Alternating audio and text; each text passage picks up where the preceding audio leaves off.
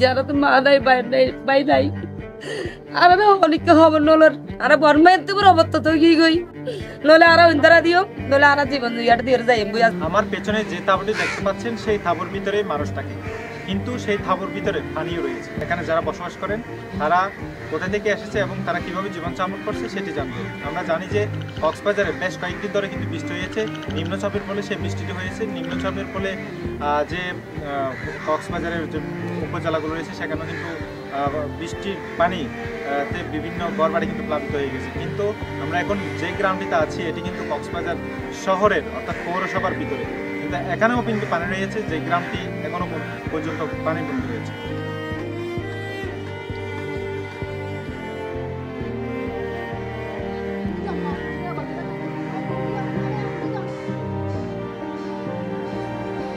শাশুড়ি বুড়া বারাত তিন বারাত দিয়ে আসিলে এর আড়ারে আনি এর এখন ঘর বাঁধি দিব হয়ে তা আড়ারে যারা তো মা নাই বাই নাই আর অনেক খবর নলর আজ যে 14 দিন মধ্যে রাত 3 বেলা ভাত খাই না পারি প্রশাসন হয়ে তা আড়ারে ঘর বাঁধি দিব বেকিন বাঁধি দিব এর নিরাপত্তা থাকবে আনিয়ে দেয় আর রোদ দিলে হয়ে যায় গই জল দিলে ভিজে যায় গই হ্যাঁ সুলভ মাঝে ডাইন তো দূর হতা আজ দিন 7 বেলা বসা এ ধরনের চলিতে প্রশাসন আরো অন্যান্য করে পাইলে আর নলে নিজকে নলে মারি বলো আর বর্মাতে পুরো অবস্থা তো কি গই নলে আর ইন্দারা দিও নলে আর জীবন ইয়াটা দিয়ে যাই বই আসতে করি রে আজ জীবন আছে তো বলে থাকি বলে ইংলিশে জীবন নালা তো জায়গায় একবার জ্বালা দিয়ে যাই মরি রে ভাই কেন অনেক পানি ঢুকছে, কেন আমরা ঘুমাতে পারছি না, রান্না বান্না করতে পারছি না, সকাল পর্যন্ত আমরা খাইছি না, 2-3 দিন পর্যন্ত কোনো রান্না করতে পারছি না, ঘুম যেতে পারছি না, রাত বসে আছি। এখানে কেউ থাকবে যেরকম আমাদের শরীরে এরকম না, আমরা তো একটু ঘুমাতে পর্যন্ত পারছি না। একবেলা খাইলে একবেলা খাই না পারি, আর কোনো বাতের কোনো পরিস্থিতি নাই।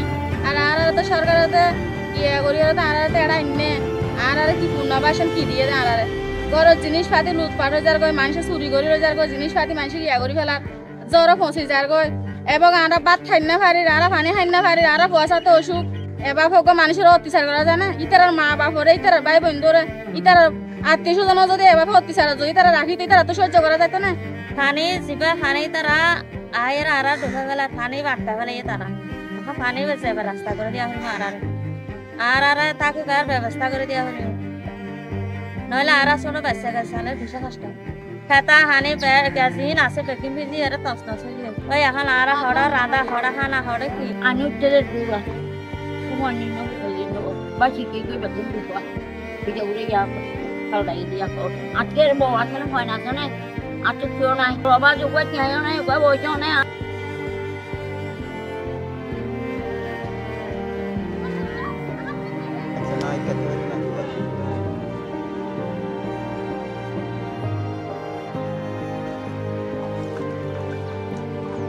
কারোঘর পানিতে তলিয়ে গেছে, কারোঘর আবার ভেঙে গেছে বাতাসে। যে মুহূর্তে যে নিম্নচাপ রয়েছে সেই নিম্নচাপের ফলে যে বৃষ্টি হচ্ছে অতিবৃষ্টি, সেই বৃষ্টির ফলে তাদের তাঁবুটি বৃষ্টির ফলে তারা রান্না করতে পারছে না, এমনটা আমাদেরকে বলেছেন। আমরা আরও জানতে পেরেছি যে তারা হচ্ছে যে সমিতিপাড়ার নয়াপাড়া রয়েছে সেই নয়াপাড়া থেকে বাসিনাপাড়া আসার পরবর্তীতে তারা এখানে দুর্বিষহ জীবনযাপন করছেন, সেটি আমাদেরকে বলেছেন। আর 14 দিন পেরিয়ে গেলেও তাদেরকে এখানে কোনো ধরনের সহায়তা পৌঁছায় নাই, এমনটাই আমাদেরকে বলেছেন। তারা যদি সহায়তা পায়, তাদের যদি ঘরগুলো তৈরি করে দেওয়া হয়, তাহলে তারা বলছেন যে তারা অনেক সুবিধাতে থাকতে পারবেন। তারা তাদের যে বাড়িগুলো তৈরি করে দেবে, সেই তৈরি করার পরবর্তীতে এখানে তারা বসবাস করতে পারবে, এমনটাই আমাদের